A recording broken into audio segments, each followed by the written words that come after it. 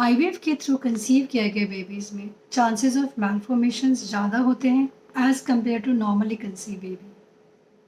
क्या ये बात सही है? आइए इसके बारे में बात करते हैं। मैं doctor Sonali Gupta, IVF specialist at the bliss IVF and gynae care at greater Noida. एक क्वेश्चन जो बिल्कुल कॉमन है, जो सारे कपल्स मुझसे पूछते हैं कि मैम आईवीएफ से अगर बच्चा लगेगा तो वो नॉर्मल तो होगा। ये शायद एक ऐसा क्वेश्चन है जो हर कपल के मन में आ रहा होगा।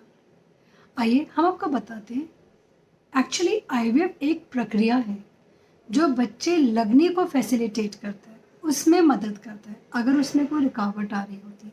जैसे अगर ट्यूब ब्लॉक्ड है, एम्ब्रियो ओसेड अच्छे नहीं बन रहे, अंडे की मात्रा कम है या क्वालिटी ख़राब है, स्पर्म फैक्टर प्रॉब्लम्स है, ये यूट्राइन कैविटी में लाइनिंग के डिफेक्ट्स हैं। अगर ऐसा कोई भी स्ट्रक्चरल या फिजियोलॉजिकल प्रॉब्लम है जिससे बच्चा लगने में दिक्कत आ रही है, उसको मदद करने की प्रक्रिया को आईवीएफ या टेस्ट ट्यूब बेबी कहा जाता है।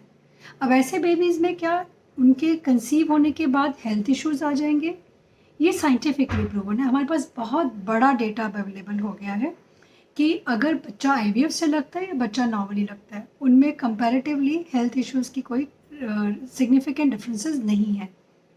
इन चीज़ों को अगर हम चार बातों में बांटते हैं। Number 1, chances of low birth weight and pre maturity.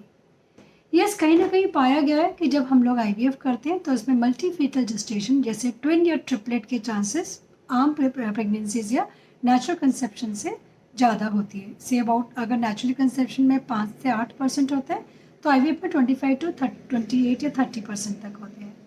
ऐसे केसेस में चांसेस ऑफ प्रीमेच्योरिटी या लो बर्थ वेट होने की संभावना बढ़ जाती है।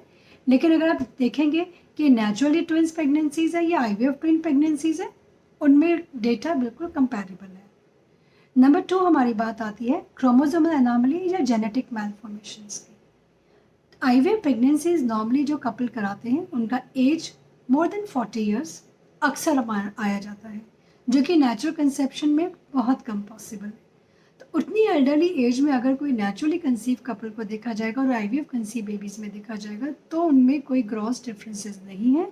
लेकिन येस, अगर एल्डरली एजेस में हम लोग प्रेगनेंसी प्लान करते हैं, उनमें by default chances of malformations बढ़ जाते हैं।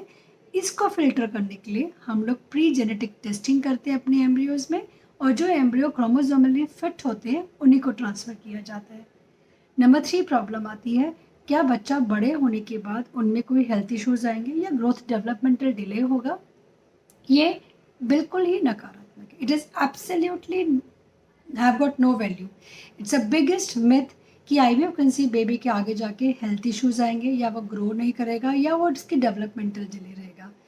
इतना बड़ा डेटा हमारे पास में बच्चे का, हमारे आईवीएफ किए हुए बच्चे आज कहाँ कहाँ कॉलेजेस में पढ़ रहे हैं और उनके अंदर एब्सोल्युटली कोई भी डेवलपमेंटल लर्निंग डेफिशिएंट्स कोई डिले नहीं पाया गया। It all depends upon the environmental factor, diet, health and otherwise उनकी आप कैसे टेक केयर करते हैं। सो अगर आप भी इस किसी ऐसी कंसर्न या आपके अंदर में कोई क्वेरी है कि आईवीएफ से होने वाले बच्चे में कुछ भ्रांति या मैलफॉर्मेशंस होने के चांसेस ज़्यादा होते हैं, तो आप उसको तमाम दिमाग से एब्सोल्युटली निकाल दीजिए। फिर भी कुछ कंसर्न होता तो आप हमसे मिल सकते हैं at the bliss IVF and gynae care at greater Noida. Thank you.